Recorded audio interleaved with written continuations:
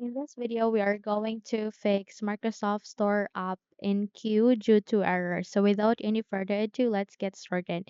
First of all, I want you to reset your Microsoft Store cached. Press Windows key and R key together. And here, please type for wsreset.exe.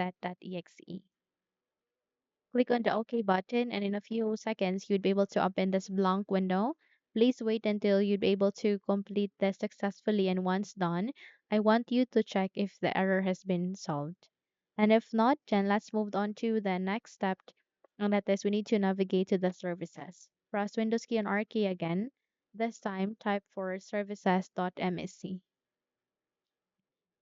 Click on the OK button. In this way, you'd be able to be navigated to the services. So first, you need to find for the background intelligent transfer service. Make a right click, click on properties, click on this down arrow key, set it into automatic, start the service, click on apply, click on OK, and then once done, you need to proceed to the next service, and that is the Windows Update service.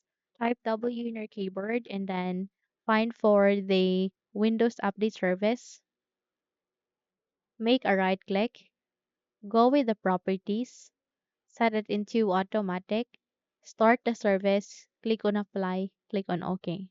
Once done, proceed to Windows Installer. Okay, do the same, and that is to set it into automatic and start the service. Click on apply and then click on OK. Okay, once you are done, please select any of the service again. Type M in your keyboard, find for Microsoft Store Install Service, make a right click, click on Properties, click on the down arrow key, set it into automatic, start the service, click on Apply, click on OK. Close the window and restart your computer and check if the error has been resolved, okay? Now that's it. If you found this video helpful, kindly like and subscribe. You may also click or turn on the notification bell so that you will be notified for more upcoming tutorials. Thank you and have a good day.